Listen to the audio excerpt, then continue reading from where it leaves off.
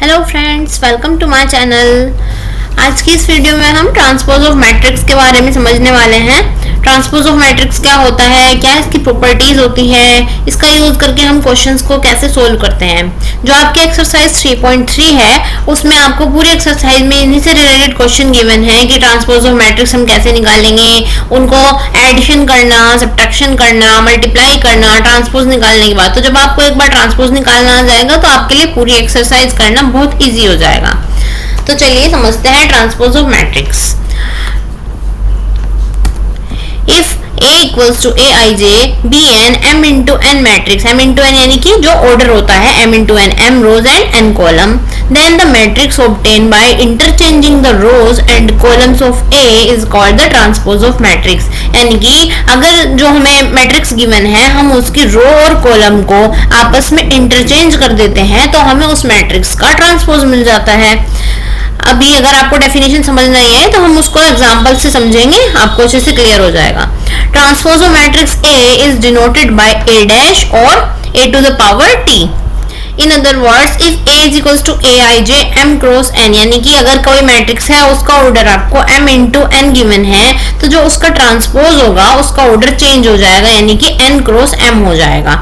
यानी अगर जैसे आप कह सकते हैं किसी आपको मैट्रिक्स का ऑर्डर यहाँ पर किसी मैट्रिक्स का ऑर्डर 3 इंटू 2 गिवन है तो अगर आप इसका ट्रांसपोज निकालेंगे तो इसका ऑर्डर कितना हो जाएगा, 2 इंटू 3 हो जाएगा।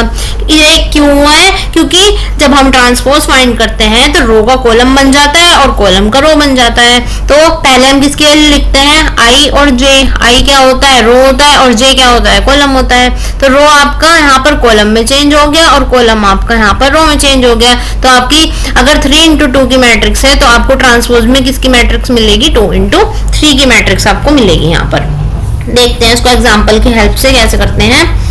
6 4 24 1 -9 8, इस मैट्रिक्स का हमें क्या करना है, ट्रांसपोज फाइंड करना है।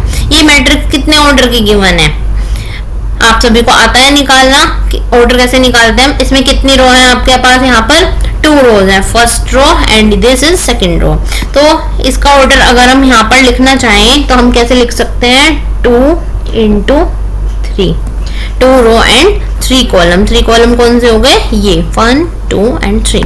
तो हमें इसका क्या करना है, ट्रांसपोज फाइंड करना है। ट्रांसपोज फाइंड करने के लिए हम क्या करेंगे, जो इसका फर्स्ट कॉलम है, ये देखिए यहाँ पर फर्स्ट कॉलम क्या है इसका 6 और ये 1, ये फर्स्ट कॉलम है। तो फर्स्ट कॉलम का हमने क्या किया है, फर्स्ट कॉलम को हमने यहाँ पर रो में लिख दिया है, ये 6 और 1 बना दिया। या आप ऐसे समझ लीजिए जो फर्स्ट रो है ये यहाँ पर हाईलाइट हो रखी है 6 4 24, जो ये फर्स्ट रो है इस फर्स्ट रो को हमने फर्स्ट कॉलम बना दिया, और जो ये यहाँ पर सेकंड रो गिवन है 1 9 8, इसको हमने सेकंड कॉलम लिख दिया। तो चाहे तो आप रो को लेकर उसको कॉलम में चेंज कर दीजिए या फिर आप कॉलम लेकर उसको रो में चेंज कर दीजिए, आपको सेम उसका ट्रांसपोज मिल जाएगा। तो इस मैट्रिक्स का अगर हम ऑर्डर लिखते हैं तो इसका ऑर्डर क्या आ जाएगा, कितनी रो है इसमें, 1 2 एंड 3, यानी कि 3 और कॉलम कितने हैं यहाँ पर 2। तो आप देख सकते हैं यहाँ पर इसका जो ऑर्डर है मैट्रिक्स का वो चेंज हो गया है। चलिए नेक्स्ट एग्जांपल एक और समझते हैं। यहाँ पर हम ये आ जाता है आपका 3 इंटू 3, ये ऊपर यहाँ पर था ये 2 इंटू 2 मैट्रिक्स और ये 3 इंटू 3 मैट्रिक्स का ट्रांसपोज समझेंगे। तो यहाँ पर देखते हैं, ये फर्स्ट आपको क्या गिवन है, 1 2 3। अब रो का कॉलम बनाना है और कॉलम का रो। तो ये जो फर्स्ट रो है, फर्स्ट रो देखिए सबसे पहले आप, ये वाली फर्स्ट रो, तो इसको मैं किस में चेंज करूंगी, कॉलम में। तो 1 2 एंड 3। सेकंड रो क्या है, 4 5 6, सेकंड रो का सेकंड कॉलम बना दीजिए 4 5 6, एंड थर्ड रो का 7 8 9, तो 7 8 9। This is the transpose of this matrix. Done. कोई प्रॉब्लम हो तो आप बताइए कमेंट करके। चलिए नेक्स्ट देखते हैं, properties of transpose of matrices. ये कुछ प्रॉपर्टीज है ट्रांसपोज निकालने की जो हम डायरेक्ट अप्लाई करते हैं क्वेश्चंस में। कई बार इन्हीं से रिलेटेड आपको ऑब्जेक्टिव क्वेश्चन भी पेपर में देखने के लिए मिल जाता है, तो ये प्रॉपर्टीज आपको पता होनी चाहिए। इनका यूज क्वेश्चंस में भी होता है और डायरेक्ट प्रॉपर्टीज भी कभी कभी क्वेश्चन में पूछ लेते हैं। तो जैसे यहाँ पर फर्स्ट ये गिवन है ए डैश का डैश। अगर हम किसी मैट्रिक्स ए का कोई मैट्रिक्स गिवन है उसका ट्रांसपोज निकालते हैं और फिर दोबारा से उसका ट्रांसपोज निकालते हैं तो हमें वही मैट्रिक्स वापस मिल जाती है। ऐसा क्यों हुआ? तो आप कुछ खुद ही समझ के देखिए कि कोई मैट्रिक्स ए गिवन है आपको, आपने उसकी रो को कॉलम में चेंज कर दिया, कॉलम को रो में चेंज कर दिया, तो आपको ट्रांसपोज मिल गया। पर जब आप जो ट्रांसपोज मैट्रिक्स आई है उसको आप दोबारा से रो और कॉलम को इंटरचेंज करेंगे तो आपको सेम ही मैट्रिक्स मिल जाएगी ना ए। चलिए आप इसको एग्जाम्पल की हेल्प समझ कर देखिए। मैं आपको एक छोटा सा एग्जाम्पल बताती हूँ। जैसे ये है आपके पास 5 1 2 3, इसका मैंने ट्रांसपोज निकाल दिया। 5 2 ये आ गया 5, ये 2 मैंने इधर लिख दिया, ये सेकंड कॉलम का सेकंड रो बना दी, ये आ गया। अब अगर मैं इसका भी ट्रांसपोज निकालती हूँ तो ये आपकी फर्स्ट रो 5, फर्स्ट रो का फर्स्ट कॉलम बना दिया और सेकंड रो का सेकंड कॉलम। तो अगर आप देखेंगे this matrix is same as this matrix. This is the property of first A dash का डैश जो है वो ए के इक्वल आ गया, यानी कि फर्स्ट मैट्रिक्स का हमने ट्रांसपोज निकाला है, फिर से हमने उसका ट्रांसपोज निकाला है तो वो फर्स्ट मैट्रिक्स के इक्वल आ गया है। This is the property number first. Next property is के ए पूरे का डैश इक्वल्स टू के ए डैश। के यहाँ पर क्या होता है? के यहाँ पर कोई कांस्टेंट होता है। कांस्टेंट जैसे कि मान लीजिए यहाँ पर 2 है और ये आपके पास यहाँ मैट्रिक्स गिवन है 4 3, तो अगर हम इसका डैश निकालते हैं तो ये जो वैल्यू होती है, अगर हम इस पूरे का डैश कर रहे हैं 2 भी है इसमें, तो 2 का तो हमारे पास ये 2 ही रहता है और हम जो ये अंदर की वैल्यूज हैं यहाँ पर ये वाली वैल्यूज इन्हीं का ट्रांसपोज करते हैं और के हमारा एज इट इज यहाँ पर लिख देते हैं, इसका कोई यूज नहीं होगा इसमें। Third one is a plus B का dash equals to A dash plus B dash. ये प्रॉपर्टी अभी आप यहाँ पर इसको देखिए, अभी आगे क्वेश्चंस में एग्जांपल्स के हेल्प से मैं इसको समझाऊंगी। जब हम ए और बी हमारे पास दो मैट्रिक्स गिवन होंगी, उन दोनों को हम ऐड करेंगे, उनका जो ट्रांसपोज आएगा वो हमेशा इक्वल आता है ए के ट्रांसपोज प्लस बी के ट्रांसपोज के। फोर्थ इज ए बी का dash equals to B dash A dash. जब हम दो मैट्रिक्स की मल्टीप्लाई करते हैं उनका ट्रांसपोज फाइंड करेंगे तो वो इक्वल आएगा बी डैश इंटू ए डैश के। चलिए देख लीजिए इसको एक छोटे से एग्जांपल की हेल्प से। 2 1 2 2, this is matrix a and this is matrix b. इन दोनों मैट्रिक्स की मल्टीप्लाई, जैसे मल्टीप्लाई कैसे की थी हमने, 1 की मल्टीप्लाई 1 से 1। चलिए मैं इसको आपको आगे क्वेश्चन में समझाती हूँ।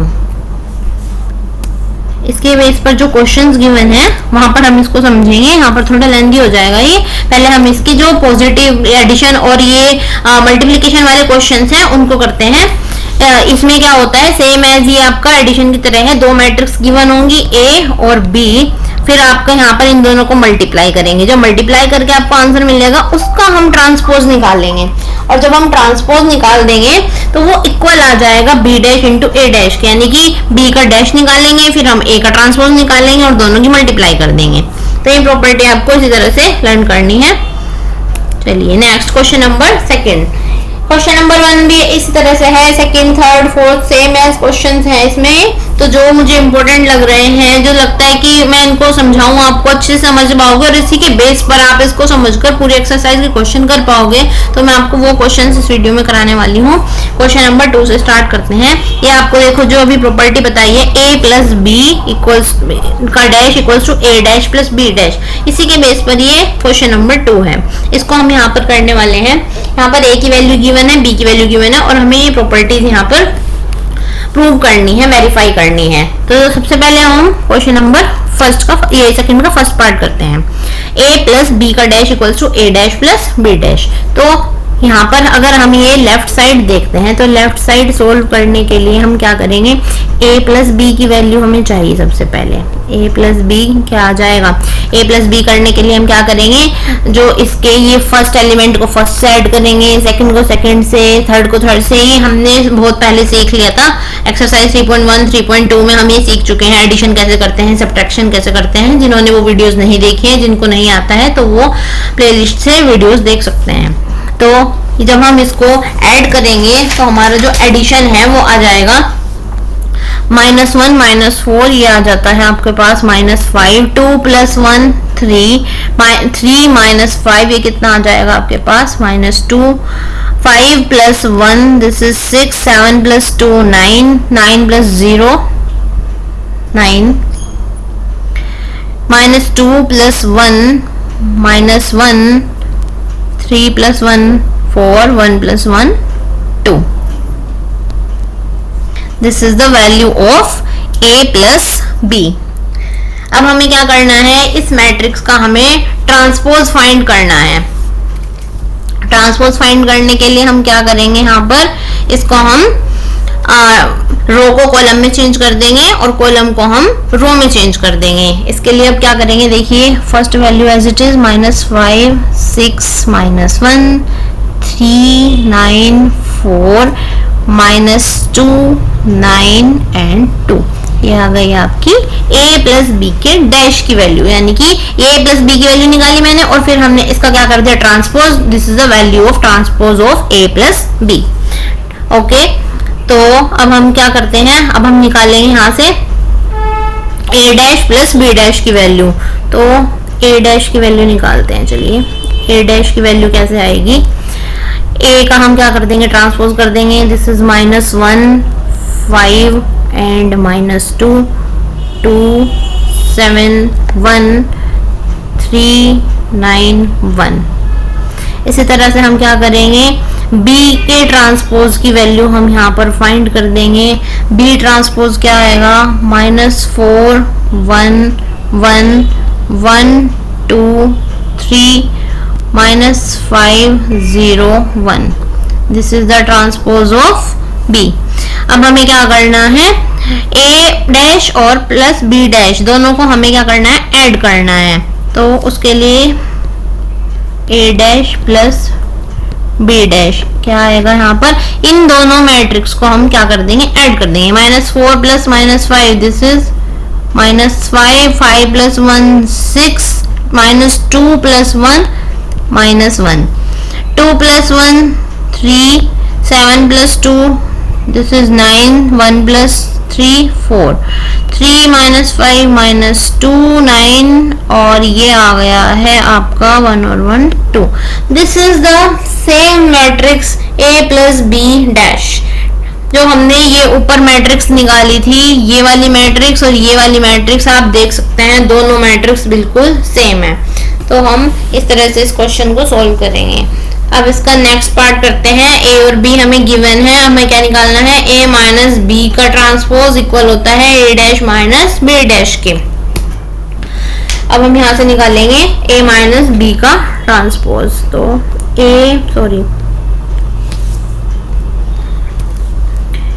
सबसे पहले हमें a माइनस b की वैल्यू चाहिए यहाँ पर। तो a माइनस बी हमारा क्या आ जाएगा, इसमें से हम a में से b को माइनस कर देंगे तो आ जाएगा हमारा 3 1 8 4 5 9 -3 -2 एंड 0। अब हमें क्या निकालना है, इस मैट्रिक्स का ट्रांसपोज निकालना है। तो हम रो एंड कॉलम को इंटरचेंज कर देंगे। This is 3 1 8 4 5 9 -3 -2 and 0।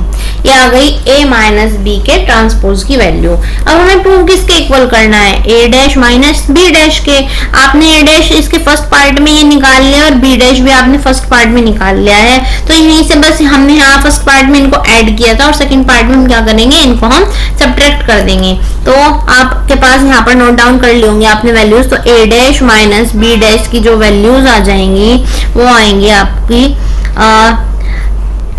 3 4 -3 1 5 -2 8 9 एंड 0। ये वैल्यू भी आपकी a माइनस बी के ट्रांसपोज के इक्वल आएगी। ऐसे आप इस क्वेश्चन को वेरीफाई करेंगे। आई होप आप सभी को ये क्वेश्चन अच्छे से समझ आ गया होगा।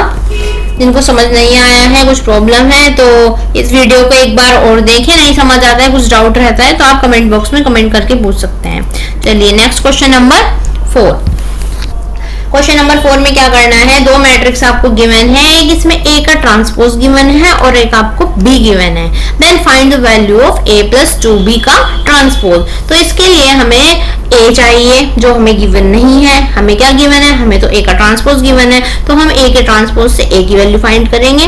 और फिर हमें क्या है, ए में हमें 2b प्लस करना है, यानी कि बी में हमें 2 की मल्टीप्लाई करके वो ऐड करना है, फिर उस पूरी वैल्यू का हम ट्रांसपोज फाइंड करेंगे।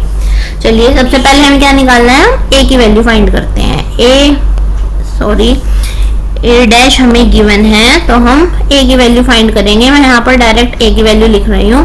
देखो ये ए डैश की वैल्यू यहाँ पर गिवन है, ये तो -2 3 ये रो में है, तो मैं इसको यहाँ पर कॉलम में लिख देती हूँ। 1 और 2 आपका सेकंड रो में है, तो मैंने इसको सेकंड कॉलम बना दिया। तो ये आ गई आपकी ए की वैल्यू। एंड फिर हमने निकाल ली है 2b की वैल्यू। 2b की वैल्यू जब हम निकालेंगे तो यहाँ पर मान लीजिए मैंने 2 लिख दिया, तो इस 2 की मल्टीप्लाई अंदर हो जाएगी सारे एलिमेंट्स के साथ। This is -2, 2 into 0 0, 2 into 1 2, 2 into 2 this is 4। फिर हमें क्या करना है, a और 2b को ऐड करना है। जो हमारी दो मैट्रिक्स आई है इन दोनों को हम ऐड कर देंगे।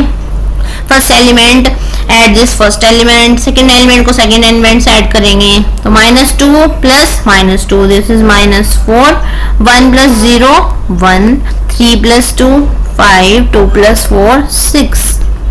अब क्वेश्चन में क्या पूछा है, a प्लस 2b का ट्रांसपोज पूछा है, तो हम a प्लस 2b का ट्रांसपोज फाइंड करेंगे। रो को कॉलम में और कॉलम को रो में। -4 1 5 and 6। This is the answer of a plus 2b का ट्रांसपोज। ये आपका आंसर हो जाएगा। आज की इस वीडियो में इतना ही। नेक्स्ट वीडियो में हम इसके नेक्स्ट जो क्वेश्चंस हैं उनको करेंगे, और जो इन्हीं के जैसे क्वेश्चन है एक्सरसाइज में उन सभी को आप कंप्लीट कीजिए। कोई क्वेश्चन अगर आपसे नहीं होता है तो आप पूछ सकते हैं। तो मैं नेक्स्ट वीडियो में जो क्वेश्चन थोड़े डिफरेंट टाइप के हैं, इसमें सिमेट्रिक टॉपिक है एक, तो मैं उसको कराऊंगी। चलिए थैंक यू।